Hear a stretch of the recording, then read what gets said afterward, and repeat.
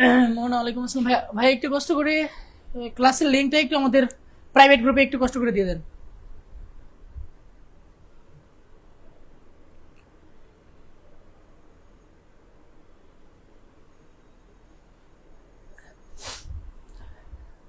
জাহেদ আহমেদ ওয়ালাইকুম আসসালাম। কেউ একজন একটু কষ্ট করে গ্রুপের লিঙ্কটা আমাদের প্রাইভেট গ্রুপে একটু কষ্ট করে দিয়ে দেন।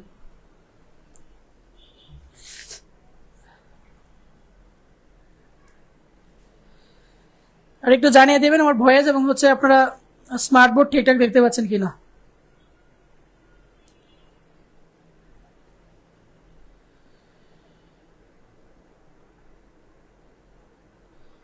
ওকে।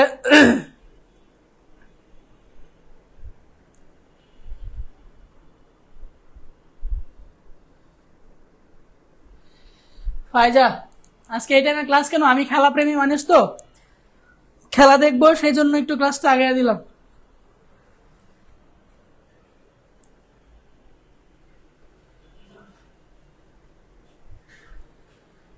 একটু কষ্ট করে কেউ একজন ক্লাসের লিঙ্কটা গ্রুপে দিয়ে দেন, কেউ একজন কষ্ট করে লিঙ্কটা গ্রুপে দিয়ে দেন।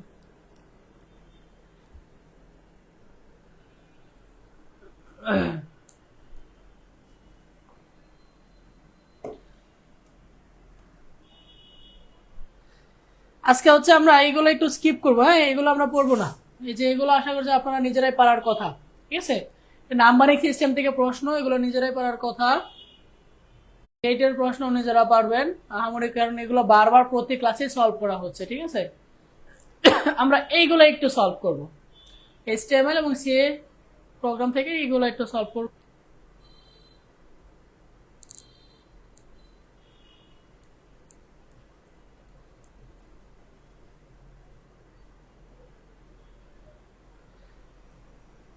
ওকে।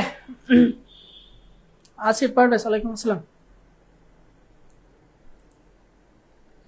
আমরা একদম 8টা বাজে ক্লাসটা শুরু করে দিব। একটু কষ্ট করে কেউ একজন গ্রুপের লিঙ্কটা দিয়ে দিবেন। গ্রুপে যদি দিয়ে থাকেন তাহলে ফাইন, যদি কেউ না দিয়ে থাকেন গ্রুপে একটু কষ্ট করে লিঙ্কটা দিয়ে দিবেন।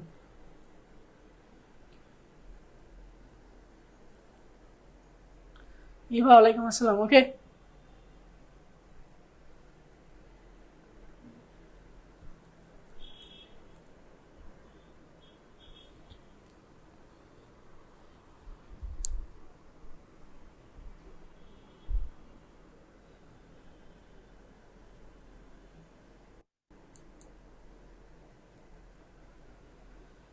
আচ্ছা, দেখেন আমরা শুরু করতে থাকি আর টাইমের দিক দিয়ে হতে থাকো।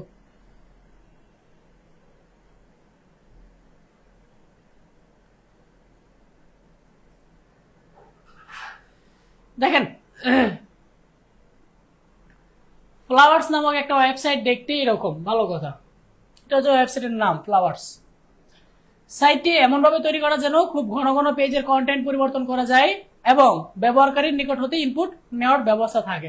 তার মানে আমরা বলে দিতে পারতেছি এটা হচ্ছে একটা ডাইনামিক ওয়েবসাইট। কিভাবে বুঝলাম এটা ডাইনামিক ওয়েবসাইট? আমরা জানি ওয়েবসাইট হচ্ছে দুই ধরনের, একটা হচ্ছে কি স্ট্যাটিক,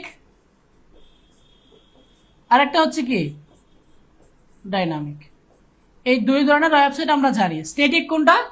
যেটার কন্টেন্ট কনস্ট্যান্ট থাকবে, মানে স্থির থাকবে, চেঞ্জ করা যাবে না, কোনো প্রকার ইনপুট দেওয়া যাবে না, ঠিক আছে? আপনি এখন ঢুকলে যা দেখতে পারবেন একদিন পরে ঢুকলেও তাই দেখতে পারবেন, হবে না। এটা হচ্ছে ওয়েবসাইট। আর যে ওয়েবসাইটের কন্টেন্ট চেঞ্জ হবে এটা হচ্ছে আমাদের ডাইনামিক ওয়েবসাইট। তার মানে এখানে যেহেতু ঘন ঘন কন্টেন্ট পরিবর্তন হচ্ছে এবং আমরা ইনপুট দিতে পারতেছি, ডাটাবেজের ব্যবহার হচ্ছে, এসকিউএল এর ব্যবহার হচ্ছে, তার মানে ওয়েবসাইটটা হবে কি ডাইনামিক ওয়েবসাইট। ওকে, আমাদের প্রশ্নে ফিরে যাই। প্রশ্ন বলছে উদ্দীপকের সাইটটি তৈরির জন্য এইচটিএমএল কোড লিখো। উদ্দীপকের সাইটটি তৈরির জন্য, এই যে উদ্দীপকের সাইট ফ্লাওয়ার্স, অর্থাৎ এই সাইটটা তৈরি করার জন্য আমাকে কি করতে হবে? এইচটিএমএল কোড লিখতে হবে। এখানে কি আছে? এখানে লিস্ট আছে। হ্যাঁ, কয় ধরনের লিস্ট আছে? এখানে দুই ধরনের লিস্ট আছে। দেখেন, এই যে নাম্বার 1, নাম্বার 2, এটা হচ্ছে আমার অর্ডার লিস্ট। অর্ডার লিস্টের ভিতরে দেখেন এইখানে একটা অর্ডার লিস্ট আছে, এইখানে আবার একটা আনঅর্ডার লিস্ট আছে। এটা হচ্ছে আমার আনঅর্ডার লিস্ট, এটা হচ্ছে আমার অর্ডার লিস্ট, আর পুরোটা হচ্ছে একটা অর্ডার লিস্ট। বুঝছেন কিনা বলেন? এতটুকু যদি বুঝেন তাহলে আপনি নিজে এখন কোডটা লিখতে পারবেন। এই যে এটা হচ্ছে আনঅর্ডার লিস্ট, ঠিক আছে, এটা হচ্ছে একটা অর্ডার লিস্ট, আবার পুরাটা হচ্ছে একটা অর্ডার লিস্ট। দেখেন এই যে 1, এই যে 2, মানে এই পুরোটা হচ্ছে একটা অর্ডার লিস্ট, আর এটার ভিতরে আবার দুইটা লিস্ট আছে, একটা আনঅর্ডার লিস্ট আর এটা হচ্ছে কি অর্ডার লিস্ট। এতটুকু যদি বুঝে থাকেন তাহলে কোড নিজে লিখে ফেলতে পারবেন। বলেন এতটুকু বুঝছেন কিনা? ইবা রাইট, ডাইনামিক মানে হচ্ছে সাদিয়া।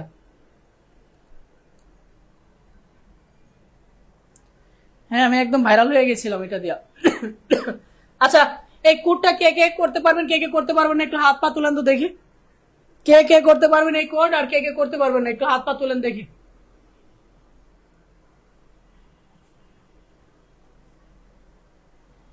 আমরা এই পাশে একটু প্রশ্নটা লিখি। হ্যাঁ 1 নম্বরে কি আছে? রোজ। তারপরে এখানে এতে আছে হচ্ছে কি যেন, আর বিতে যেন কি যেন আছে। 2 নম্বর আছে কি ওয়াটার লিলি। এইখানে আবার কি যেন আছে, red white, white pink, red white, white, একটা হচ্ছে এই হচ্ছে আমার অর্ডার লিস্ট এবং হচ্ছে আনঅর্ডার লিস্ট। এখন এটাকে আমাকে এসটিএমএল কোড লিখতে হবে। কে কে পারবেন? মোহনা ব্রিলিয়েন্ট, আন্না আক্তার, আজকে এত তাড়াতাড়ি কেন? জায়াদ আহমেদ পারবো, জায়াদ আহমেদ স্যার খেলা দেখবে তাই। ওকে দেখেন আমরা তাহলে এই কোডটা লিখে ফেলি। যারা পারবেন তারা নিজেরা খাতায় করেন, যারা না পারবেন তারা আমারটা দেখেন। পরবর্তীতে যারা রেকর্ড ক্লাস দেখবেন তারা নিজেরা একটু ভিডিওটা পজ করে নিজেরা করে মিলিয়ে নেবেন, ঠিক আছে? ওকে আমরা তাহলে শুরু করি। বেসিক স্ট্রাকচার লিখতেছি।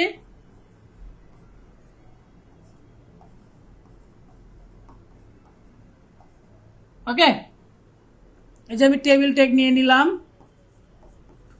এবং তার ডিফল্ট বর্ডার অ্যাট্রিবিউট নিয়ে তার বর্ডারটা বলে দিলাম।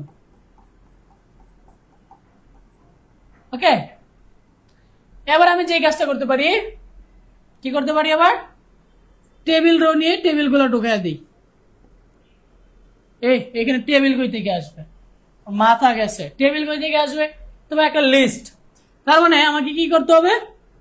একটা অর্ডার লিস্ট নিতে হবে। আমি যেমনটা বুঝাইছিলাম এখানে আমি একটু আগের মতো করে একটু দেখাই আসি। দেখেন এই পুরোটা কিন্তু একটা অর্ডার লিস্ট, দেখছেন? এই অর্ডার লিস্টের ভিতরে এই যে এই 1 নাম্বার লিস্টের পরে আবার কি অর্ডার লিস্ট আছে, আবার 2 নাম্বার লিস্টের পরে আনঅর্ডার লিস্ট আছে। এইটা একটু ভালোভাবে খেয়াল করেন। এটা যদি আপনি পারেন তাহলে নিজের লিস্টটা তৈরি করে ফেলতে পারবেন। আমি আবারও বলছি পুরাটা হচ্ছে একটা অর্ডার লিস্ট, কারণ দেখেন সিকোয়েন্স অনুযায়ী আছে 1 নাম্বার 2 নাম্বার।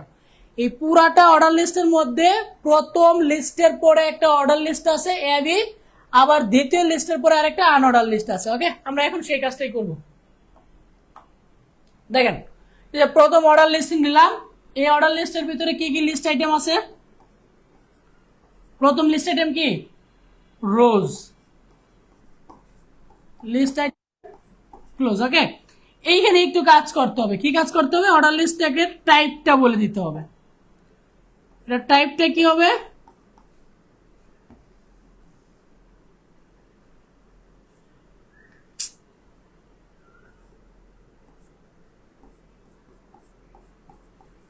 টাইপটা কি হবে? 1, রাইট? 1 থেকে স্টার্ট হয়েছে, বা আপনি এখানে স্টার্ট 1 বলতে পারেন, যাই বলেন।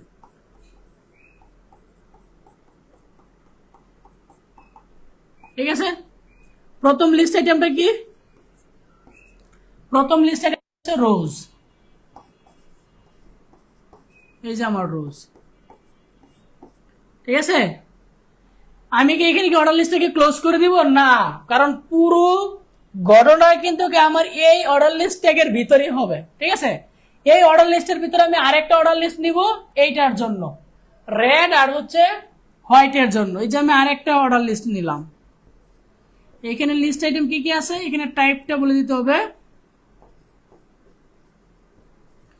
টাইপ বলেন আর স্টার্ট বলেন, যাই বলেন আপনি, কোনো সমস্যা নাই। এইখানে আবার লিস্ট আইটেম কি আছে? একটা হচ্ছে রেড আর একটা হচ্ছে কি হোয়াইট।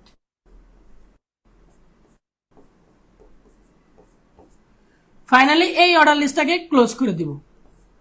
এটা কিন্তু আমি এই অর্ডার লিস্টকে ক্লোজ করি নাই, আমি এই অর্ডার লিস্টটাকে ক্লোজ করছি। যে এতটুকু কাজ, এই কাজটা হচ্ছে আমার এই যে এতটুকুর জন্য, রেড আর হোয়াইটের জন্য। পরে আরেকটা লিস্ট আইটেম আছে, এটা কি লিলি। এই যে আমার একটা লিস্ট আইটেম রোজ, এই যে আমার আরেকটা লিস্ট আইটেম, আরেকটা লিস্ট আইটেম কি লিলি, লিস্ট আইটেম রোজ। এই লিস্টের পরে আবার কি একটা আনঅর্ডার লিস্ট আছে, একটা কি হোয়াইট আর একটা হচ্ছে পিঙ্ক। আমার নিচে জায়গা নাই, আমি এটাই উপরে লিখতেছি। এই যে আরেকটা আনঅর্ডার লিস্ট নিলাম, এটা টাইপটা বলে দিতে হবে। টাইপটা কি, টাইপটা কি, টাইপটা হচ্ছে সার্কেল, কি সার্কেল,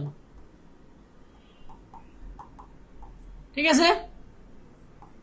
লিস্ট আইটেম কি আছে, একটা হচ্ছে হোয়াইট, আরেকটা হচ্ছে কি পিঙ্ক। এই অর্ডার লিস্টটাকে ক্লোজ করে দিব। ফাইনালি এই অর্ডার লিস্টটাকে ক্লোজ, এটা তো আনঅর্ডার লিস্ট ভাই, এটা আমি অর্ডার লিস্ট দিলাম কেন, এটা তো আনঅর্ডার লিস্ট, এটা তো ভাই আনঅর্ডার লিস্ট, এখানে এটা unordered list, not ordered list, ঠিক আছে। ফাইনালি আমি এই অর্ডার লিস্টটাকে ক্লোজ করে দিব। ওকে, এই হচ্ছে আমার কোড, বুঝছেন কিনা। ফাইনালি বডি ট্যাগটাকে ক্লোজ কর, ফাইনালি HTML ট্যাগটাকে ক্লোজ করে দিব। ওকে, এই হচ্ছে আমার কোড। একটু একটা জিনিস খেয়াল করেন, আমার কিন্তু এই প্রথম অর্ডার লিস্টে এখানে শুরু হয়েছে, এখানে আমার শেষ হয়েছে। পুরো অর্ডার লিস্টের ভিতরে আমি পুরো কাজটা করছি। প্রথম লিস্ট আইটেম কি ছিল, রোজ, এই যে রোজ নিলাম, এই রোজের ভিতরে আরেকটা অর্ডার লিস্ট ছিল, যে এই অর্ডার লিস্টটা রেড আর হোয়াইট। দেখেন এই যে এটার ভিতরে আমি আরেকটা অর্ডার লিস্ট নিলাম, রেড আর একটা হচ্ছে হোয়াইট। তারপরে সেকেন্ড আইটেম কি ছিল, লিলি, এই যে লিস্ট আইটেম লিলি, এটার ভিতরে আবার আরেকটা আনঅর্ডার লিস্ট ছিল, দিয়ে দিলাম, ঠিক আছে। সাইমন এটা অনেক আগে করে ফেলছিলাম, খুব ভালো।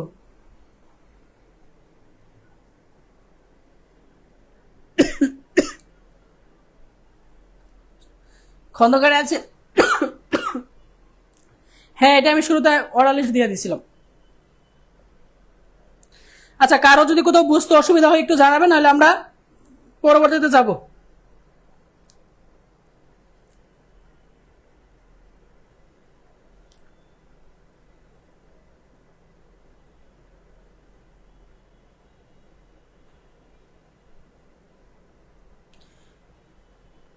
ওকে, একটু দ্রুত বলেন, যদি বুঝে থাকেন আমরা পরবর্তী প্রশ্ন যাব, বোঝা হয়ে গেলে আমরা পরবর্তী প্রশ্ন যাব।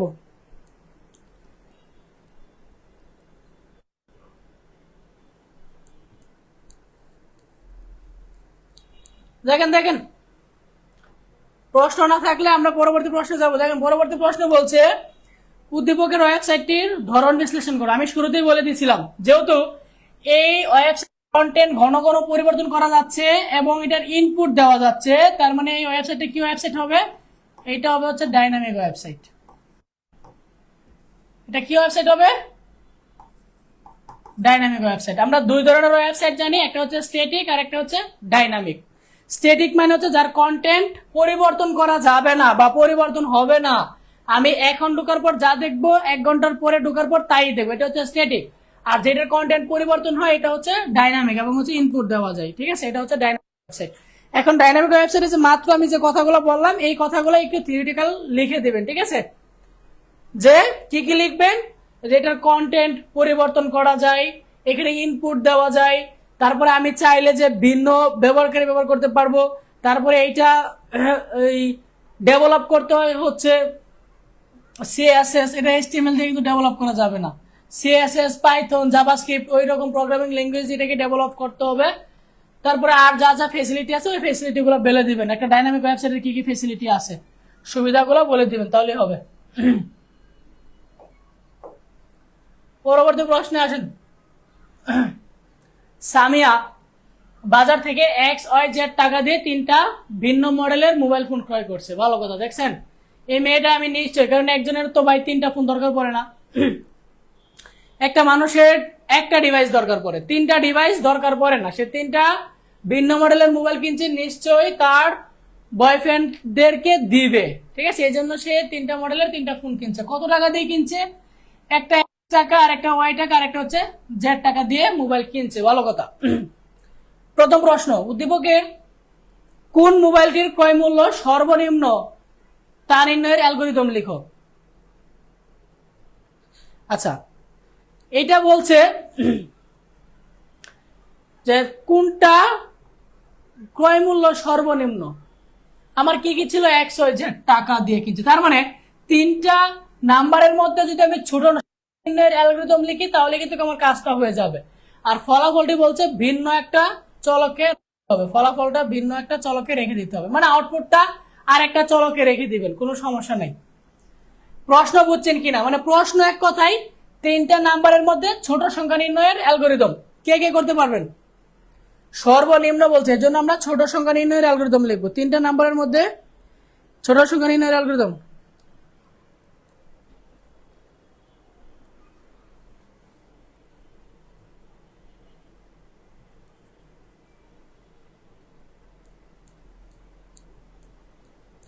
এই মেয়েটা সেই ক্লাস 3 এর বইয়ের মতো যে 50টা করলে 120টা আনবে না, আসলে কোনো কারণ ছাড়াই। আচ্ছা, তিনটা সংখ্যার মধ্যে ছোট সংখ্যা নির্ণয়ের অ্যালগরিদম পারবেন কিনা বলেন।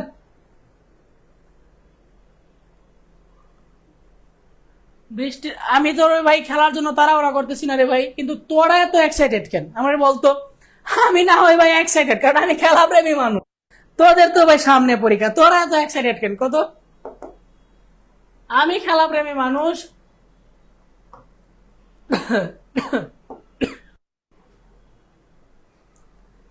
তোরা এত এক্সাইটেড কেন রে ভাই।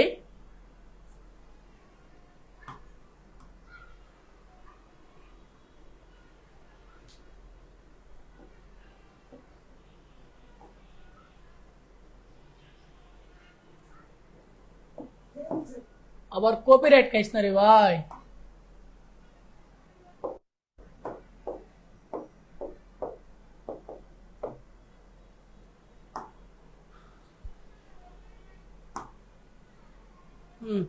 বাহ, টস দিলে ডিউ টু ওয়েট আউটফিল্ড মানে হচ্ছে ভিজা না, ভিজা ভিজা। বাহ,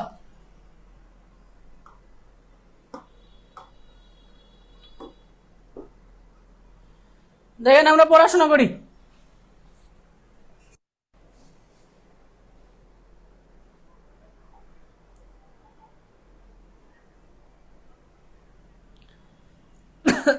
দেখেন আমরা তিনটা সংখ্যার মধ্যে সর্বনিম্ন নাম্বার খোঁজার জন্য অ্যালগরিদম লিখবো, ঠিক আছে। দেখেন স্টেপ 1 স্টার্ট করলাম।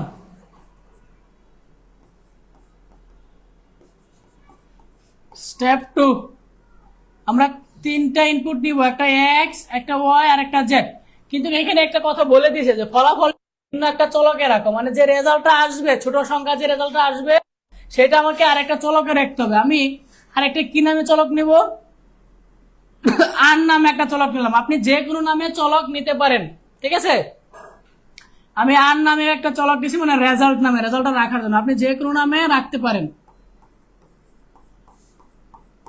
ঠিক আছে। এক্স ওয়াই জেড আর একটা নিলাম হচ্ছে আর নামে।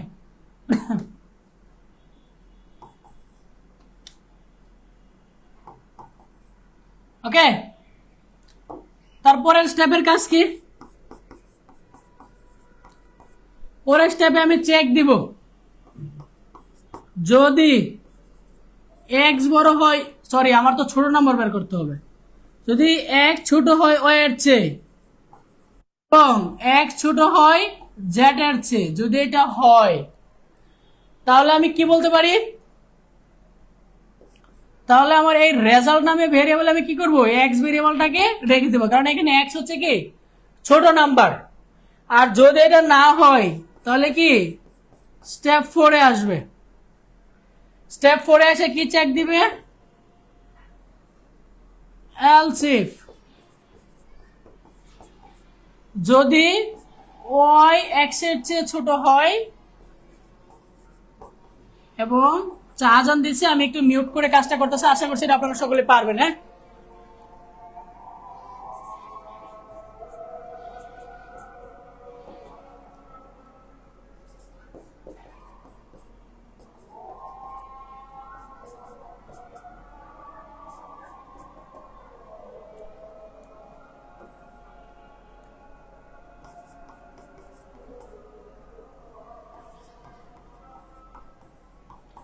এই হচ্ছে অ্যালগরিদম। এখানে লিখে দিবেন, এখানে এখানে দিতে পারেন যদি মিথ্যা হয়, যদি মিথ্যা হয় তাহলে স্টেপ 4 এ যায়, ঠিক আছে, এটা লিখে দিবেন, যদি মিথ্যা হয় স্টেপ 4 এ যায়। আর এখানে লিখে দিবেন যদি মিথ্যা হয় স্টেপ 5 এ যায়। স্টেপ 5 এ কিন্তু কন্ডিশন দরকার নাই, এই দুইটা থেকে একটা ছোট নাম্বার না হলে জেড অটোমেটিক ছোট নাম্বার হবে, তিনটা নাম্বারের মধ্যে ছোট নাম্বার।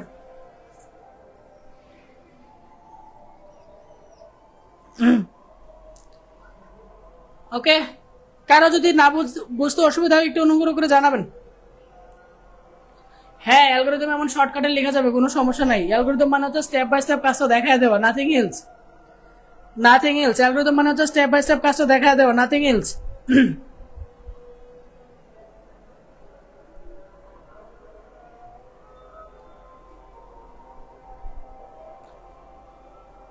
অ্যালগরিদম মানে হচ্ছে স্টেপ বাই স্টেপ কাজটা দেখায় দেওয়া, নাথিং এলস।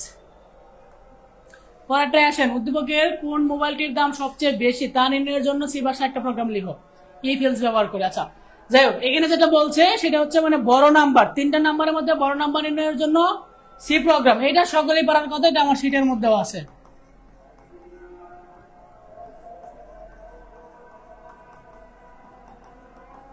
ঠিক আছে, হেডার ফাইল নিলাম, আমরা মেইন ফাংশন থেকে শুরু করলাম।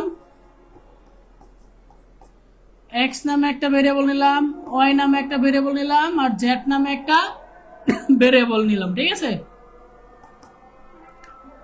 এই তিনটা ভেরিয়েবল আমার ইউজারের কাছ থেকে স্ক্যান করে নিয়ে নিই।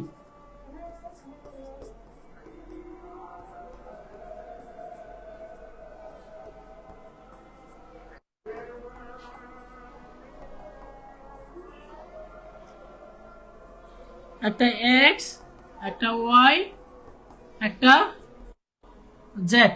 ঠিক আছে, তারপর আমি কন্ডিশন দিব, যদি কি রে ভাই,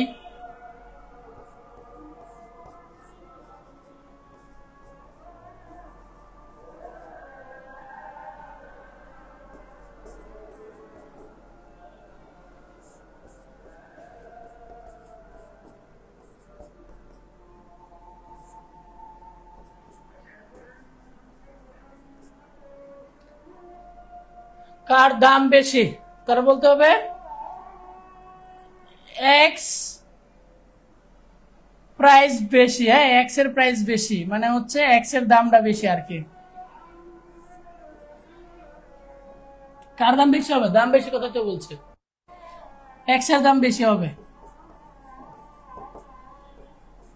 বাংলায় লিখেন আর ইংরেজিতে লিখেন,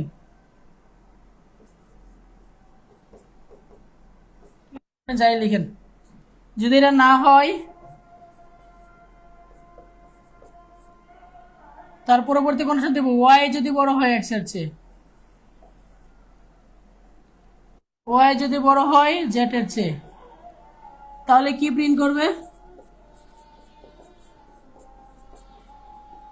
তাহলে কি প্রিন্ট করবে, ওয়াই ম্যাক্স, মানে ওয়াই হচ্ছে আর কি বড় নাম্বার। ঠিক আছে, আর যদি এটা দুইটা থেকে একটাও না হয় লাস্টে কি ইলসে কোনো কন্ডিশন হবে না, ইলসে ডিরেক্ট বলে দিবে জেড হচ্ছে ম্যাক্স। ফাইনালি প্রোগ্রামটা স্টপ। এই হচ্ছে তিনটা সংখ্যার মধ্যে বড় সংখ্যা নির্ণয়ের সি প্রোগ্রাম।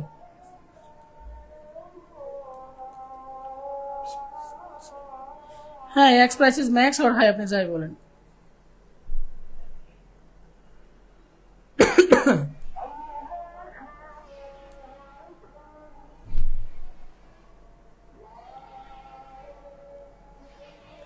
সিয়াম আহমেদ, বাংলায় কোরআন ভাইয়া, প্রোগ্রাম বেশি বুঝি না, এটা কেমন কথা? বাংলা আর ইংলিশের মধ্যে পার্থক্য কি?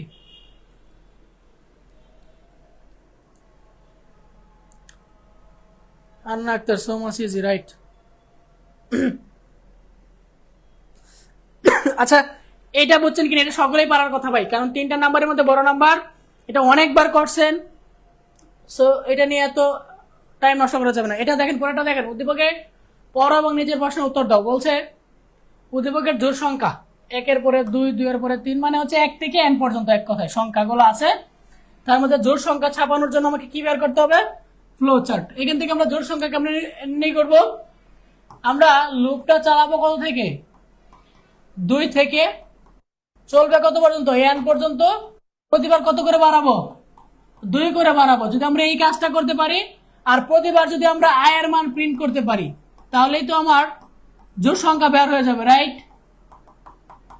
বুঝছেন কিনা বলেন? 1 থেকে n পর্যন্ত একটা সিরিজ আছে, এই সিরিজগুলোর মধ্যে আমি জোড় সংখ্যাগুলো নির্ণয়ের জন্য ফ্লোচার্ট বের করব।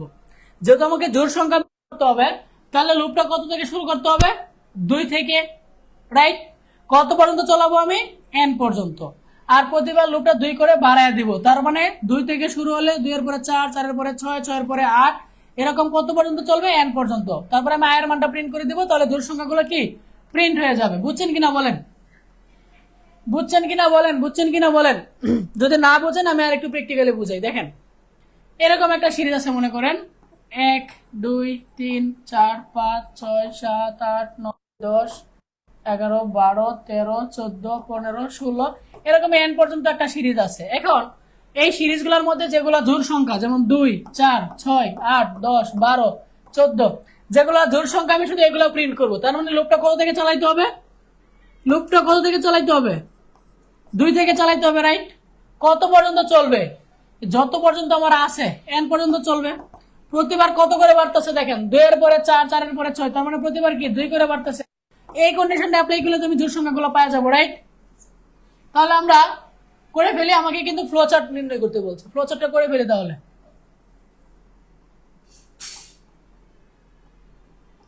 স্টার্ট। পরে আমরা কি করব, ইনপুট নিব।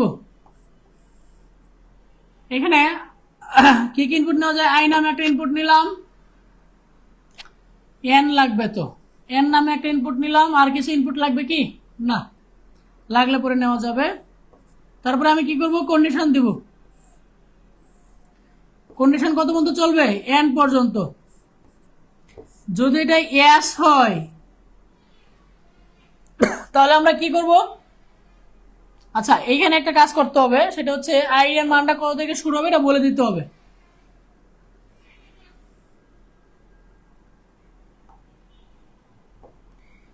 i এর মানটা কত থেকে শুরু হবে এটা বলে দিতে হবে। i এর মানটা 2 থেকে শুরু হবে, ঠিক আছে? n পর্যন্ত চলবে, প্রতিবার কি হবে, i এর মানটা প্রিন্ট করতে থাকবে। কন্ডিশন কি,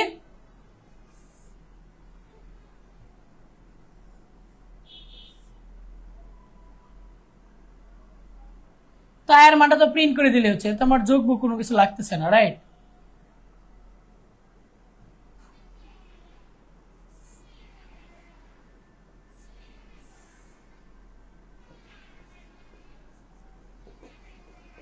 i এর মানটা প্রিন্ট করে দিচ্ছে। তারপরে কি করব, i এর মানটা 1 বাড়ায়া দিব। i ইকুয়াল কত, i প্লাস 2, 2 বাড়াবো, 1 না। এই লুপটা কতক্ষণ চলবে, যতক্ষণ পর্যন্ত এই কন্ডিশন সত্য ততক্ষণ পর্যন্ত লুপটা চলতে থাকবে। যখন নো হবে তখন কি প্রোগ্রামটা স্টপ হয়ে যাবে। একটু দেখেন, আমি প্রোগ্রামটা আরেকবার বুঝিয়ে দিই। আমার প্রোগ্রামটা ছিল হচ্ছে যে 1 থেকে n পর্যন্ত একটা সিরিজ আছে, তার মধ্যে থেকে যেগুলো জোড় নাম্বার ওইগুলো প্রিন্ট করার জন্য ফ্লোচার্ট, ঠিক আছে?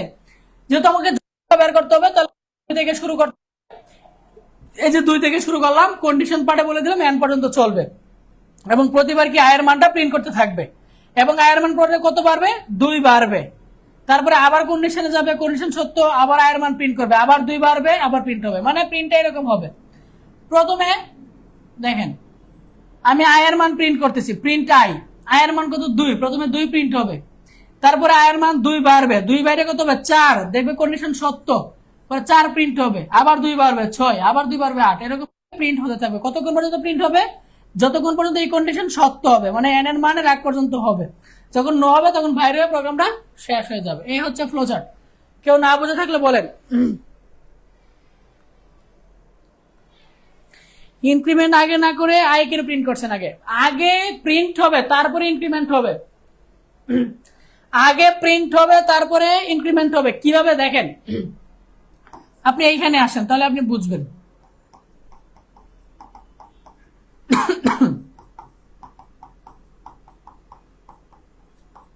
খেয়াল করেন, প্রথমে কিন্তু আয়ের মান কত 2, প্রথমে কিন্তু আয়ের মান 2 প্রিন্ট করবে, ঠিক আছে।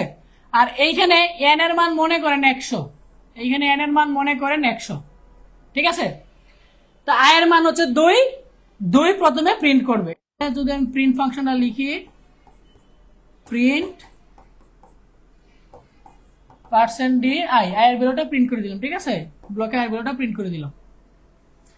দেখেন আয়ের ভ্যালুটা এখানে প্রিন্ট করবে, আয়ের ভ্যালু কত, প্রথমে 2 প্রিন্ট করবে, তারপর লুপে আবার যাবে গিয়া এই যে এইখানে আয়ের ভ্যালুটা 2 ছিল, 2 এর পরে এখন হবে 4 আইসে এখানে কন্ডিশন দিবে 4, এখানে আয়ের ভ্যালু যদি 4 বসান, এন এর মান হচ্ছে কত 100, এই কন্ডিশন কি সত্য? দেখেন তো যে 100 চেয়ে কি 4 ছোট? হ্যাঁ ছোট, তাহলে 4 আবার প্রিন্ট করবে, পরে আবার যাবে, এখানে 4 ছিল আগে, 2 বাড়বে, 2 বেরোবে 6, দেখবেন বাড়ার আগে কিন্তু প্রিন্ট হয়ে যাচ্ছে, প্রিন্ট হয়ে পরে আবার বাড়তেছে, প্রিন্ট হয়ে পরে আবার বাড়তেছে, 4 এর পরে 6 প্রিন্ট হবে, এই প্রিন্ট হয়ে পরে কিন্তু আবার লুপে যাবে।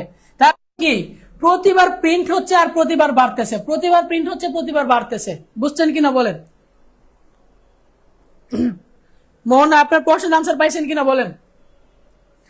সে কিন্তু প্রতিবার প্রিন্ট হচ্ছে, প্রিন্ট হওয়ার পরে কিন্তু 2 বাড়তেছে। যেমন দেখেন প্রথমে 2 কিন্তু প্রিন্ট হয়ে গেছে, তারপরে 2 বেড়ে 4 প্রিন্ট হয়েছে, তারপরে 2 বেড়ে 6 প্রিন্ট হয়েছে, তারপরে 2 বেড়ে 8 প্রিন্ট হবে। মানে কি আগে প্রিন্ট হচ্ছে তারপরে ইনক্রিমেন্ট হচ্ছে। এই প্রিন্টটা আগে কিভাবে হচ্ছে? কারণ আগেই শুরুতেই কি আয়ের ভ্যালু 2 ছিল, এজন্য আগে ইনক্রিমেন্ট হয় নাই, পরে ইনক্রিমেন্ট হয়েছে। এইটাকে বলা হয় আপনি প্রি ইনক্রিমেন্ট আর পোস্ট ইনক্রিমেন্ট গুলো একটু ভালোভাবে পড়ে নেবেন, তাহলে আপনি বুঝে যাবেন যে প্রি ইনক্রিমেন্ট কখন হয়, পোস্ট ইনক্রিমেন্ট কখন হয়। ইয়েস নো যে কোনো দিকে দেওয়া যাবে ভাই। ইয়েস নো মানে কি শ্যাম আহমেদ? ইয়েস নো মানে হচ্ছে এই এস দ্বারা বুঝাচ্ছি যে এই কন্ডিশন যদি সত্য হয় ইয়েস তাহলে এখানে আসো, যদি এই কন্ডিশন মিথ্যা হয় তাহলে এখানে যাও, এটা দ্বারা আমি এটা বোঝাচ্ছি। আপনি যদি এখানে ইয়েস দিয়ে দেন তাহলে প্রোগ্রামটা উল্টা পাল্টা কাজ করবে। আমি এখানে বুঝাচ্ছি যদি এই কন্ডিশন সত্য হয় তাহলে ইয়েস মানে এইখানে আসো, আর যদি নো হয় তাহলে এইখানে চলে যাও, এখানে গিয়ে প্রোগ্রামটা স্টপ হয়ে যাবে। আমি বলছি এখানে এন এর মান কত 100, তার মানে লুপটা কি 100 পর্যন্ত চলবে। একটা সময় যখন এই আয়ের মান 102 হয়ে যাবে, তখন এখানে আয়ের মান যদি আপনি 102 বসান আর এন এর মান কত 100, তখন কি কন্ডিশনটা সত্য? 100 চেয়ে কি 102 বড় না, তখন এই নোতে ঢুকবে, তখন প্রোগ্রামটা স্টপ হয়ে যাবে। এটা দ্বারা এই এস নো দ্বারা এই জিনিসটা বোঝায়।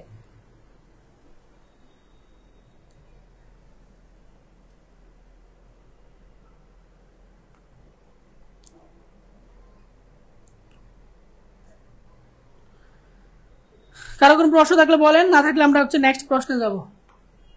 পরবর্তী প্রশ্ন বলছে উদ্দীপকের এন এর মান যদি 100 হয় তাহলে সংখ্যাগুলোর যোগফল নির্ণয়ের সি ভাষা একটা প্রোগ্রাম লিখবে। 1 থেকে 100 পর্যন্ত সংখ্যার যোগফল নির্ণয়ের প্রোগ্রাম, এক কথায় এটা আমার শীটেও আছে, এটা এবং এটা বহুবার আপনাদেরকে পড়ানো হয়েছে। 1 থেকে 100 পর্যন্ত সংখ্যার যোগফল, কিন্তু এখানে একটা কথা বলে দিয়েছে, লুপ মেনশন করে দিয়েছে, এবং লুপ কি এক্সিট কন্ট্রোল লুপ। আমি গত ক্লাসের আগের ক্লাসে এমসিকিউ ক্লাসে পড়াইছিলাম এক্সিট কন্ট্রোল লুপ। কে বলতে পারবেন এক্সিট কন্ট্রোল লুপ কোনটা? আমরা 3টা লুপ জানি, কি কি?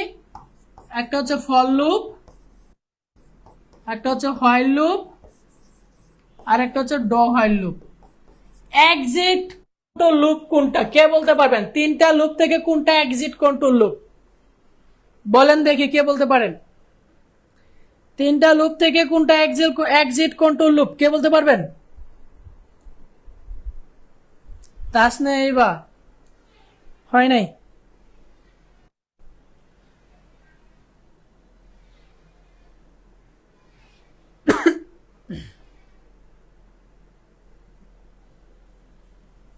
খন্দকার আছেন, হোয়াইল হচ্ছে এক্সিট কন্ট্রোল লুপ। তো গত ক্লাসে তো আমি একদম 3টা ভেঙ্গে একে বুঝিয়ে দিয়েছিলাম আপনাদের। ওকে, তাহলে আমরা হোয়াইল লুপ দিয়ে প্রোগ্রামটা লিখে ফেলি।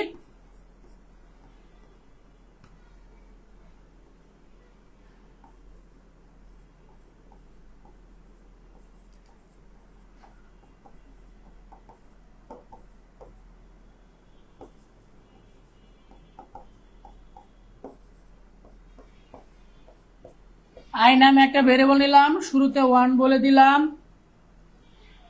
আরেকটা কি ভেরিয়েবল লাগবে?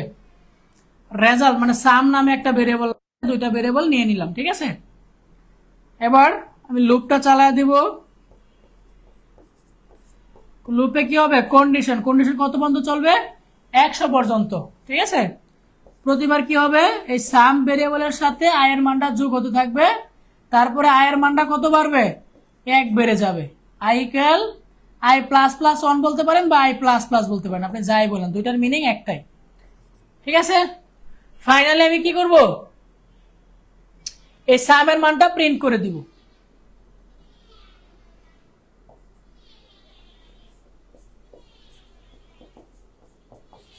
প্রিন্টএফ ফরম্যাট স্পেসিফায়ার সামের মানটা প্রিন্ট করে দিলাম, এই যে প্রোগ্রাম শেষ। আমাকে হোয়েল দেয়া করতে বলছে, আমি হোয়েল দেয়া করে ফেলছি। ডহল এক্সিট কন্ট্রোল লুপ রে ভাই, এই যে হোয়াইল পাকিস্তান ব্যাটিং নিচ্ছে ভাইয়া, পাকিস্তান আপ টু বল ভাই, ব্যাটিং কই নিল, পাকিস্তান তো ফিল্ডিং নিছে, পাকিস্তান বল করবে। এটা ভালো করে নাই, কারণ ওরা আগে বল করে যদি 150 মধ্যে না আটকাইতে পারে, ওরা চাপ নিয়ে খেলতে পারে না, এটা হলো বড় সমস্যা, ওরা চাপ নিয়ে খেলতে পারবে না।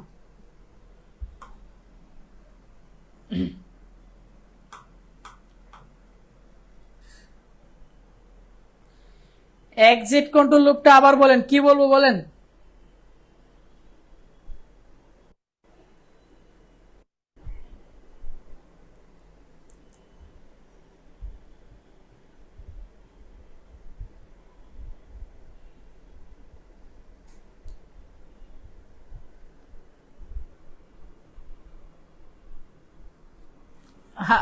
আপনি পাকিস্তানের সাপোর্টার নাকি ভারতের, আমি ভাই সুবিধাবাদী লোক, আমি সুবিধাবাদী ভাই, আমি এইসব কান্নাকাটির মধ্যে নাই, আর যে দল ভালো খেলবে আমি সেই দলের। যদি পাকিস্তান যে ভালো ভালো জিততেছে পাকিস্তান, যদি দেখতেছি ইন্ডিয়া ভালো খেলতেছে এবং জিতবে, আমি ইন্ডিয়ার। এখন ভাই আমি পাকিস্তান সাপোর্ট করতেছি, মনে করেন পাকিস্তান হারলো, তখন কি হবে, কান্দাকাটি করতে হবে, মন খারাপ লাগবে, মন খারাপ থাকবে। কি দরকার ভাই আমার সুন্দর মুহূর্তগুলো নষ্ট করতে। আপনাদেরকে একটা ফ্রিতে অ্যাডভাইস দিই, সারাটা জীবন মনে রাখবেন, ফ্রিতে একটা অ্যাডভাইস দিই, সেটা হচ্ছে এই পৃথিবীটা অনেক সুন্দর। আপনি যদি সুন্দর করে দেখেন, এই পৃথিবীটার মধ্যে সুন্দর পৃথিবী আর কোথাও গেলে আপনি পাবেন না, যদি আপনি আপনার জীবনটাকে সুন্দর করে সাজান। একটা কথা মনে রাখবেন, জীবনের সব সুখ সব আনন্দ আপনার, এটা আপনাকে উপভোগ করতে হবে এবং আপনার মতো করে উপভোগ করবেন। কারো জন্য এই নিজের সুন্দর জীবনটাকে বা নিজের সুখময় সময়টাকে কখনো নষ্ট করবেন না, কারো জন্যই না। কারে ভালোবাসবেন, নিজেকে ভালোবাসবেন। কার জন্য করতে হবে, নিজের জন্য করতে হবে। নিজেকে নিজে ট্রিট দিবেন, নিজেকে নিজে এই মানে যা মন চায় নিজের জন্য করবেন, অন্য কারোর জন্যই কখনো করবেন না। হ্যাঁ, এই একটা কথা আছে, কথাটা আমার না, কথাটা সোশ্যাল মিডিয়া থেকে আমি এক সময় পড়ছিলাম, খুবই ভালো লাগছিল। কথাটা হচ্ছে এরকম যে তুমি যদি কখনো তোমার জীবনের প্রায়োরিটি অন্যকে দিয়ে রাখো, তাহলে মনে রাখবা তোমার দিন এইখানেই সমাপ্তি, তোমার দিন শেষ। এই কথাটার মানে হচ্ছে এটা যে তুমি যদি মনে করো যে কেউ আমাকে সকালবেলা উঠে গুড মর্নিং দিল না, আমার মন খারাপ, কেউ একজন আমাকে এই কাজটা করলো না, আমার মন খারাপ, কেউ একজন কেন এই কাজটা এইভাবে না করলে কেন এইভাবে করলো, আমার মন খারাপ, বা মানে এটসেট্রা, এই সমস্ত যত কিছু আছে, এগুলোর জন্য তোমার যদি নিজের জন্য বিন্দু পরিমাণ কখনো মন খারাপ থাকে, এটা তোমার জীবনের যে কত বড় লস হবে তুমি কখনোই বুঝতে পারবে না। ভালোবাসতে হবে নিজের ফ্যামিলিকে, ভালোবাসতে হবে নিজেকে, নিজের জীবনটা নিজের মতো করে এনজয় করতে হবে।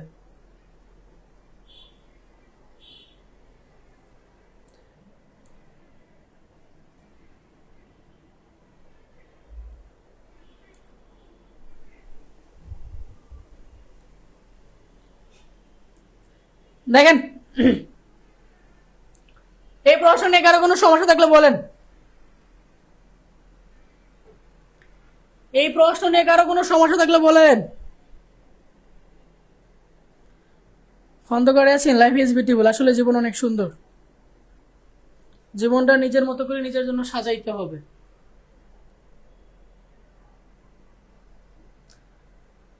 ওকে, এই ছিল হচ্ছে আপনাদের প্রশ্ন।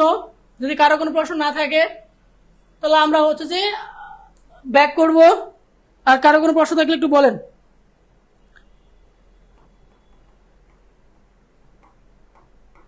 আপনারা যেটা করেন, ঠিক আছে, এইটা কিন্তু আমি করাই নাই, এটা একটু নিজেরা করে এইচডব্লিউটা একটু গ্রুপে জমা দিয়ে দেন। এই প্রশ্নটা এটা নিজেরা একটু করে এইচডব্লিউ গ্রুপে জমা দিয়ে দেন। নাম্বারিং সিস্টেমের প্রশ্ন সকলেই পারার কথা, আমি একটু বুঝিয়ে দিচ্ছি এটা আপনাদেরকে। ক খ গ এর বয়স এত এবং এত এত, মানে তিনজনের এটা বয়স, এটা হচ্ছে খ আর এটা হচ্ছে গ। একজন ব্যবহারকারী ক খ এর বয়স কম্পিউটার লেখার জন্য কোডিং পদ্ধতি ব্যবহার করলো। হ্যাঁ, দেখেন একজন ব্যবহারকারী ক ও খ এর বয়স কম্পিউটারে লেখার জন্য সে কি কোড ব্যবহার করছে, ভালো কথা। গ এর ক্ষেত্রে তার ভিন্ন কোডিং ব্যবহার করলো, ভালো কথা।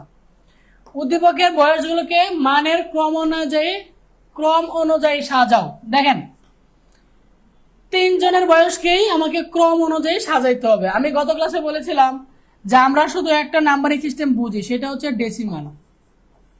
আমি যদি তিনটা নাম্বারিং সিস্টেমকেই ডেসিমালে কনভার্ট করি তাহলে আমি বলতে পারবো কার বয়স বড়, কার বয়স ছোট, কার বেশি কার কম। তারপরে আমি ইজিলি ক্রম অনুযায়ী সাজায় ফেলতে পারবো। এইটা কিসে আছে? অক্টালে, এটাকে আমাকে ডেসিমালে কনভার্ট করতে হবে। এইটা আছে হেক্সাডেসিমালে, এটাকে আমাকে ডেসিমালে কনভার্ট করতে হবে। এইটা আছে বাইনারিতে, এটাকে আমাকে কি করতে হবে? ডেসিমালে কনভার্ট করতে হবে। তারপরে আমি ইজিলি বলে দিতে পারবো কার বয়স বড়, কার বয়স ছোট, তখন আমি ইজিলি ক্রমে সাজায় ফেলতে পারবো। ঠিক আছে, পরের প্রশ্ন বলছে উদ্দীপকের কোডিং পদ্ধতিগুলো ব্যাখ্যা করো। আমরা কোন পদ্ধতি ব্যবহার করে কম্পিউটারে আমরা মান গণনা করি? বলছে একজন ব্যবহারকারী ক খ এর বয়স কম্পিউটারে লেখার জন্য যে কোডিং পদ্ধতি ব্যবহার করলো। কম্পিউটারে লেখার জন্য কোন কোডিং পদ্ধতি ব্যবহার করবে? কম্পিউটারে লেখার জন্য কোন কোডিং পদ্ধতি ব্যবহার করবে? সেই কোডিং পদ্ধতিগুলো কে ব্যাখ্যা করে দিবেন, তাহলে হবে। 63, 69, এই যে আরেকজনে বলে দিছে গেটেরটা করেন এই কলেজে, গেটেরটা করেন। গেটটা কি বলছে? গেট কি খুব কঠিন?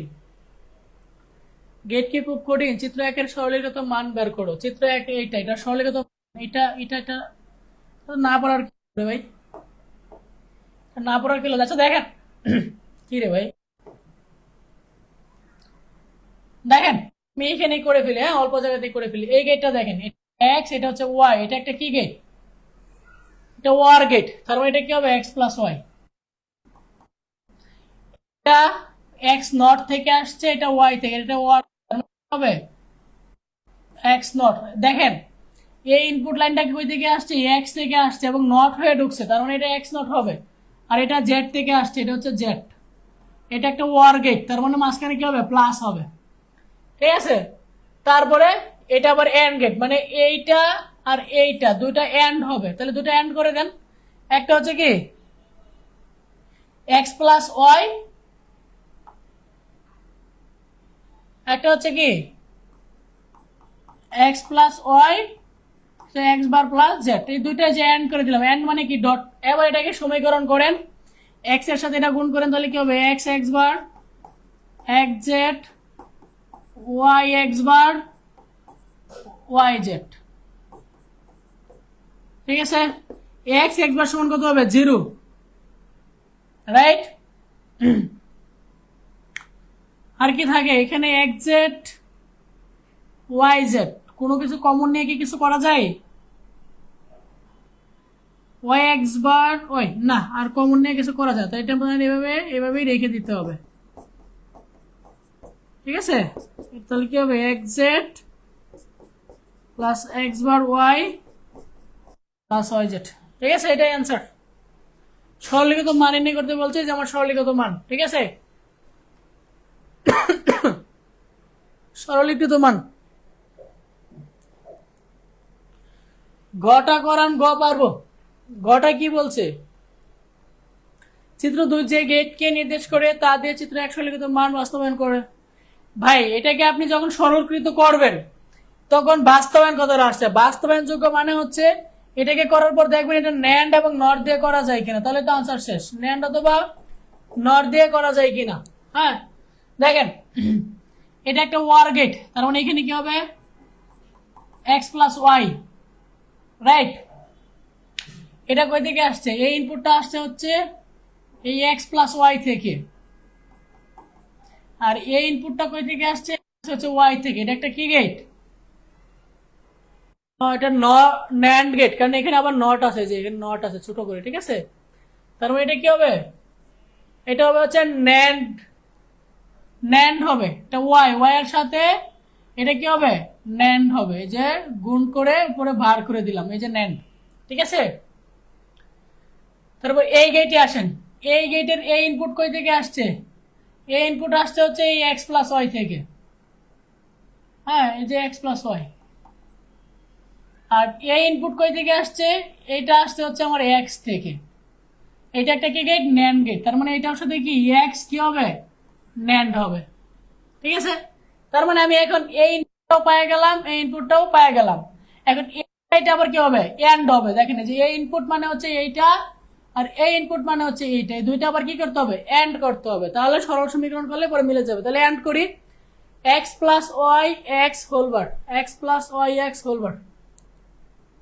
দেখেন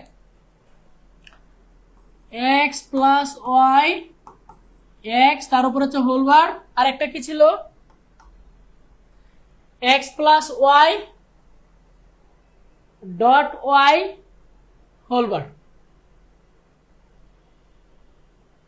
হ্যাঁ, নন গেট, ঠিক আছে। X plus Y X plus dot Y, X plus Y dot Y, X plus Y dot Y, তার উপর হচ্ছে হোল বার। আবার এই দুইটা গেট এন্ড, তার মানে মাঝখানে শুধু গুণ করে দিলে হবে, ঠিক আছে।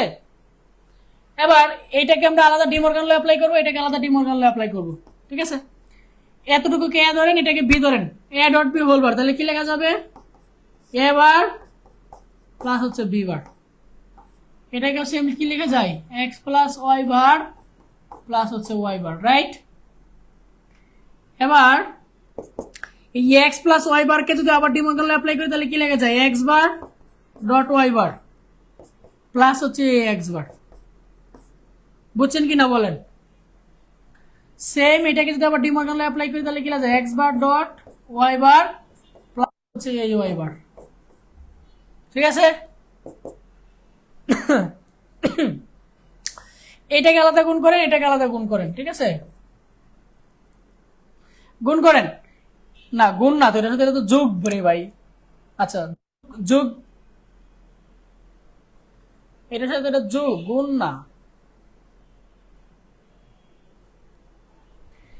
X bar dot Y bar plus হচ্ছে X bar.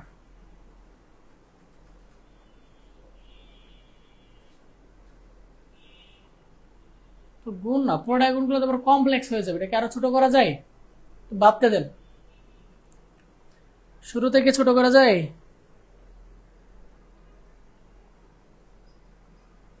A bar plus B bar, A bar plus B bar.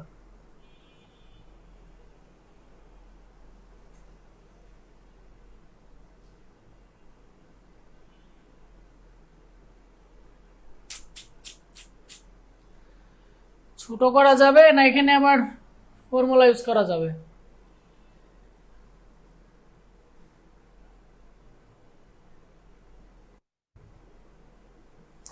A B plus C, এটা ইউজ করলে তো আবার বড় হয়ে যাবে, কারণ এইটাকে এ ধরা, যেটাকে বি ধরা, যেটাকে সি ধরা, এ বি প্লাস সি, তাহলে তো আরো বড় হয়ে যাবে।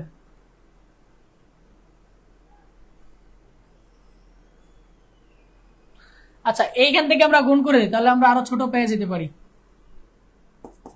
ঠিক আছে। একবার এইটা দ্বারা পুরোটারে গুণ করবো, আর একবার এইটা দ্বারা এই পুরোটারে গুণ করবো, ঠিক আছে।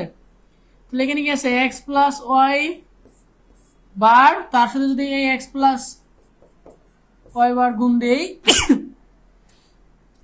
সরি, আচ্ছা, পরে আবার এই এক্স প্লাস ওয়াই বার দ্বারা ওয়াই বারের গুণ করতে হবে, করলাম প্লাস। এখন এই এক্স বার দ্বারা একবার এটারে গুণ করব, এক্স প্লাস ওয়াই বার, আর একবার এই এক্স বার দ্বারা ওয়াই বারের গুণ করব, ঠিক আছে। এই এক্স প্লাস ওয়াই বার আর এক্স প্লাস ওয়াই বার সমান একটা এক্স প্লাস ওয়াই বার লেখা যায়, কারণ আমরা জানি কি, আমরা তো কত কিছুই জানি। আমরা এ প্লাস এ ইকুয়াল যদি এ বলতে পারি মৌলিক উপপাদ্য থেকে, তাহলে X plus Y bar dot by আর ডট হলেও সেমই লেখা যাবে, কারণ আমরা এ ডট এ সমান কি জানি, এ জানি, ঠিক আছে, এ ডট এ সমান আমরা এ জানি। প্লাস এটা দ্বারা যদি গুণ করি, গুণ করলে তো লাভ নাই, এটাকে আগে ডিমোগালে অ্যাপ্লাই করতে হবে। এখানে যদি ডিমোগালে অ্যাপ্লাই করে তাহলে কি লেখা যাবে, X bar dot Y bar, তার সাথে ডট হচ্ছে bar, plus X bar dot Y bar plus হচ্ছে এক্স বার ওয়াই বার। এই এটাকে যদি ডিমোগালে অ্যাপ্লাই করি তাহলে কি লেখা যায়, এক্স বার ডট ওয়াই বার, এখানে Y bar dot Y bar সমান একটা ওয়াই বার লেখা যায়, রাইট? তার মানে এখানে কি লেখা যায়, এক্স বার ডট ওয়াই বার, এইখানে এই এক্স বার আর এই এক্স বার সমান একটা এক্স বার লেখা যায়, আর ডট ওয়াই বার তো আছেই, এক্স বার ডট ওয়াই বার। দেখেন কত ইজি হয়ে গেল, রাইট? এখন দেখেন সব জায়গাতেই কি আছে, এক্স বার ওয়াই বার, এক্স বার ওয়াই বার, এক্স বার ওয়াই বার, এক্স বার ওয়াই বার, তার মানে সবগুলাকে কি একটা এক্স বার ওয়াই বার লেখা যায়। কিভাবে লেখা যায়, এই যে এই ফর্মুলা থেকে এ ডট এ সমান দিয়ে বলা যায় similar A dot A dot A dot A dot সমান কি লেখা যায়, এ লেখা যায়। সেম মেথড সবগুলা যেহেতু x bar dot Y bar, তার মানে এটা সমান কি এক্স বার ডট ওয়াই বার লেখা যায়। আমাকে কি করতে হবে, একটা মৌলিক যৌগিক গেট দিয়ে বাস্তবায়ন করতে হবে, তার মানে আমাকে হয় নর ব্যবহার করতে হবে, না ন্যান ব্যবহার করতে হবে। তাহলে এটা তো ইজিলি আমার নর দিয়ে হয়ে যাচ্ছে, কারণ X bar dot Y bar সমান কি লেখা যায়, X plus dot Y whole bar. De Morgan law উল্টাটা অ্যাপ্লাই করেন, আমি যদি X plus Y whole bar সমান X bar dot Y bar লিখতে পারি, তাহলে X bar dot Y bar সমান কি X plus Y whole bar, X plus Y whole bar, তাহলে এটা ডিরেক্ট নর চলেই আসছে। তাহলে এটা একটা নর গেট দিয়ে বাস্তবায়ন করে দেন, তাহলে তুই শেষ। এই যে এ, এই যে হচ্ছে বি, একটা এক্স থেকে যাবে, একটা ওয়াই থেকে যাবে, এই যে একটা নর গেট, এই যে হয়ে গেল, এটা এ, এটা হচ্ছে বি, যে এ প্লাস বি বার, বা এটা এক্স, এটা ওয়াই, তাহলে কি হবে এক্স প্লাস ওয়াই বার। বুঝছেন কিনা বলেন?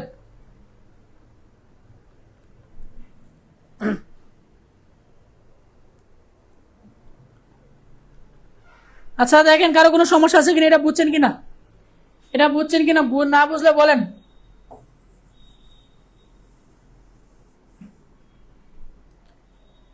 না বুঝলে বলেন,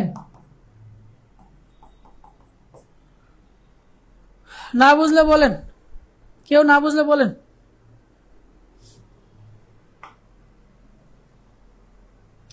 ম্যাচ ডিলে ডিউটি রেইন, বাহ মাশাআল্লাহ মাশাআল্লাহ সাদাকাল্লাহু তাআলা।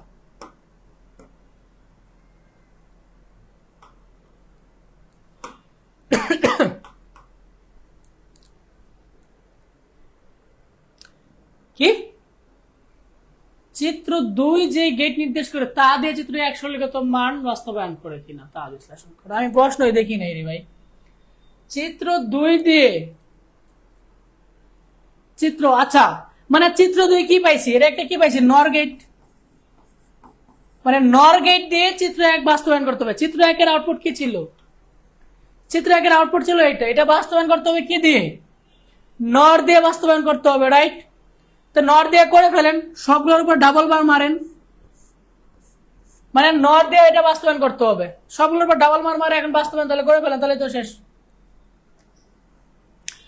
এই যে একটা এনে ইনপুট কয়টা, 3টা, একটা এক্স জেড ওয়াই জেড 3টা, তাহলে 3টা ইনপুট নেই, এই যে এক্স, যে ওয়াই, এই যে হচ্ছে জেড, ঠিক আছে, এক্স, এই যে এটা জেড, ঠিক আছে। ইউজ করতে হবে কি, নর ইউজ করতে হবে, এক্স জেড ডাবল বার, এই যে এক্স, এই যে জেড, তো ন্যান্ড আছে, আমার তো নর বানাইতে হবে, এটাকে আরেকটা সমীকরণ বানাইতে হবে, এটা তো ন্যান্ড আছে, আমাকে নর বানাইতে হবে, নর। তাহলে নর বানাই, ডিমোগালে অ্যাপ্লাই করলে কি লেখা যায়, X bar plus Z bar whole bar, right? এটা কি লেখা যায়, X plus Y bar whole bar, এটাকে কি লেখা যায়, ওয়াই বার প্লাস জেড, ঠিক আছে। এখানে একটু শর্ট করছি কারণ একটা তো এক্স বার আছেই, আর একটা বার আনলে বারে বারে ভেনিশ হয়ে যাবে, ঠিক আছে। এবার দেখেন এবার কিন্তু নরে চলে আসছে, এবার গেট ড্র করেন, এক্স, এই যে ওয়াই, এই যে Z, Y Z, x bar, এই যে এক্স, এই যে এক্স বার, তারপর কি জেড বার, এই যে জেড, এই যে বার জেড বার, দুইটা মিললে আবার কি হবে, একটা নট হবে। ঠিক আছে, এই যে এটা হচ্ছে আমার এক্স বার, এটা হচ্ছে আমার জেড বার, তাহলে দুইটা কি হবে, X bar plus Z bar whole bar. এই যে এতটুকু হয়ে গেছে। এ হে, পুরাটাকে আবার একটা ইয়া দিতে হবে, এই পুরাটার উপরে আবার ডাবল বার নিয়ে আসতে হবে, কারণ আমার পুরাটাতে একটা নর গেটে সাজাইতে হবে, পুরাটাকে আবার একটা ডাবল লাতে নিয়ে আসতে হবে, এক্স বার প্লাস জেড বার একটা হোল বার, মানে এইখানে করে দেখায় দেয় এই যে এটার উপরে আবার ডাবল বার আনতে হবে। ঠিক আছে, আমি তো সিঙ্গেল বার আনতে পারবো না, পুরাটার উপরে ডাবল বার আনতে হবে। এইখান থেকে তো ডাবল বার নিয়ে আসা যাইতো, এটা তো কঠিন করা দরকার ছিল না। না, এইখানে তো সিঙ্গেল সিঙ্গেল বার না এনে এটা তো ডাবল বার এমনিতে নিয়ে আসা যাইতো, x Z x bar Y plus Y Z. না, সিঙ্গেল সিঙ্গেল আনা যেত না, কারণ সিঙ্গেল সিঙ্গেল আনলে আমার প্লাস থেকে যেত, প্লাস থেকে কিছু করতে পারতাম না, কারণ মাঝখানে ডট থেকে যেত, আমাকে এইভাবেই আনতে হবে।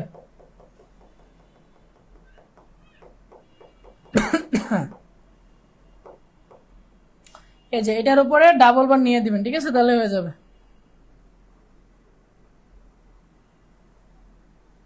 একটু নিচে ভালোভাবে করাই, এটাকে ডিমর্গান অ্যাপ্লাই করলে কি হবে, এক্স বার প্লাস বার, এটাকে অ্যাপ্লাই করলে কি হবে, এক্স প্লাস ওয়াই বার, এটা কি হবে, ওয়াই বার প্লাস জেড বার। এটা তো এটাকে ডিমর্গান অ্যাপ্লাই করলে আসবে, তার উপরে আবার ডাবল বার দিয়ে দিবেন। ঠিক আছে, ঠিক আছে, ওকে। পরেরটা কি, total X plus Y bar whole bar, এই যে এক্স, এই যে হচ্ছে ওয়াই বার, তার উপরে হচ্ছে হোল বার।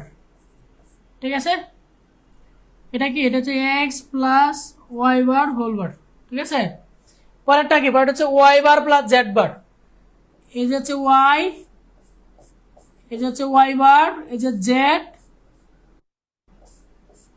এই যে হচ্ছে জেড বার, এই দুইটা এক করে দিলে আবার কি হয়ে যাবে, X bar plus Z bar whole bar. এটা কি, এটা হচ্ছে X bar plus Z bar whole bar. ঠিক আছে, এই তিনটাকে আবার এক করে দিতে হবে, এক করলে একটা একটা বার পাবো, তারপর আরেকটা বার আছে, এটাকে আবার যদি এখান থেকে নিয়ে আরেকটা ড্র করে দিই তাহলে আরেকটা বার হয়ে যাবে। এটা হচ্ছে আনসার। এটা একটু ছোট করে আমি দেখাই ভালোভাবে, স্পেসটা একটু কম নিয়ে দেখাই।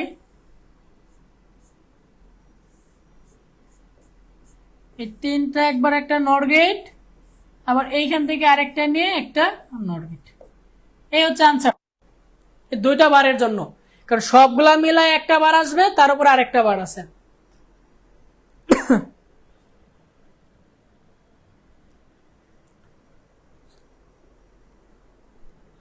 তাসনিমা দেখছেন কি বড় অঙ্ক, তাই করাইতে গেছিলাম। ভাই বড় হোক আর ছোট হোক, হ্যাঁ ইজি তো না। হ্যাঁ, পুরাটার উপর হোল্ডার দিতে হবে।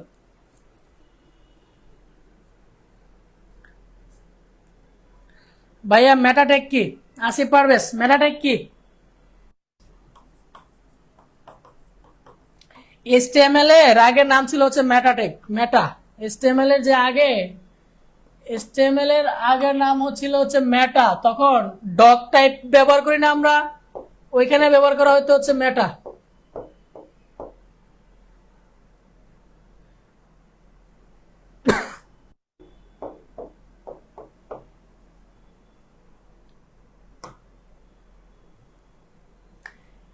HTML এর ডক মেটা ট্যাগ ব্যবহার করা হয়তো, যেগুলোতে আমরা এখানে যদিও বা দেখাইছি যে লিঙ্ক গুলো অ্যাড করা, কিন্তু এখানে একটু অ্যাডভান্স লেভেল দেখাইছে, তো ওরা যারা একদম ডেভেলপার তাদের জন্য মেটা ট্যাগ দেখাইছে। আপনাদেরকে আমি ইজিলি একটু বুঝাই দিই, সেটা হচ্ছে মেটা দিয়ে নর্মালি আপনার তো অনেক কিছুই, অনেকগুলা পেজ থাকে, একটা ওয়েবসাইট ঘুরায় নিয়ে আসে আপনাদেরকে, ঢাকা ইউনিভার্সিটির ওয়েবসাইটটা ঘুরায় নিয়ে আসে।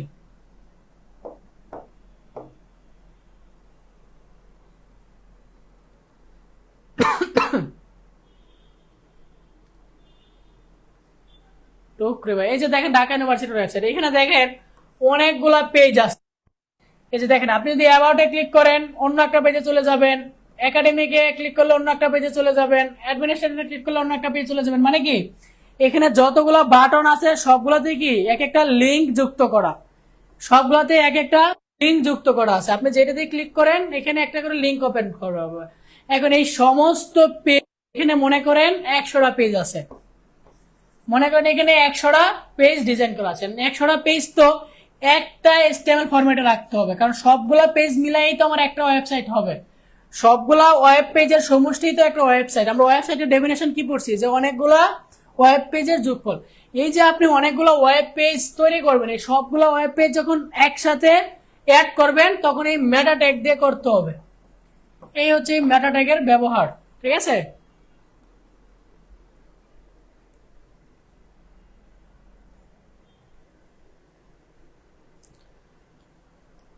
আসিফ পারভেজ, নর তো হলো না। কোথায় নর হলো না,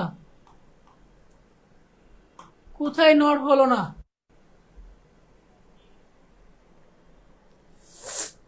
নর তো হলো না, কোনটা নর হলো না?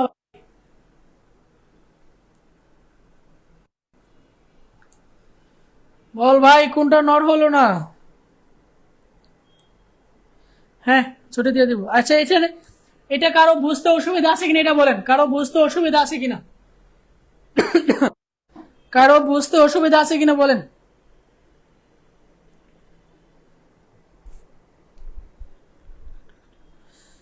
এটা কেমন প্রশ্ন? ঢাকা বিশ্ববিদ্যালয়, ঢাকা ইউনিভার্সিটি? অবশ্যই ঢাকা ইউনিভার্সিটি ভালো, কারণ ঢাকা বিশ্ববিদ্যালয় হচ্ছে বাংলাতে, বাংলার চেয়ে আমরা ইংলিশকে বেশি প্রাধান্য দিই। যে একটা কথা আছে না, যে লেমন জুসের দাম হচ্ছে 100 টাকা আর লেবুর শরবতের দাম হচ্ছে 10 টাকা। ঠিক আছে, অবশ্যই ঢাকা ইউনিভার্সিটি ভালো। ওকে, সকলে ভালো থাকেন, সুস্থ থাকেন, আল্লাহ হাফেজ। ক্লাসটা শেষ করে দিচ্ছি। কারো কোনো প্রশ্ন থাকলে করেন, নাহলে ক্লাসটা শেষ করে দিচ্ছি। কারো কোনো প্রশ্ন থাকলে করেন, নাহলে ক্লাসটা শেষ করে দিচ্ছি।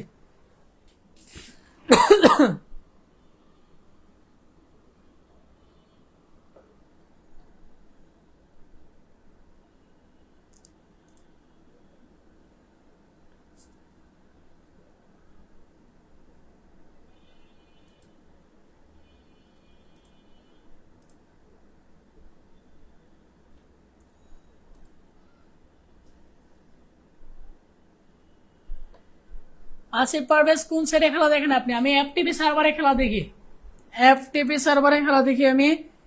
এফটিপি, আপনারা এফটিপি সার্ভার পড়েননি? HTML এফটিপি পড়েন নাই?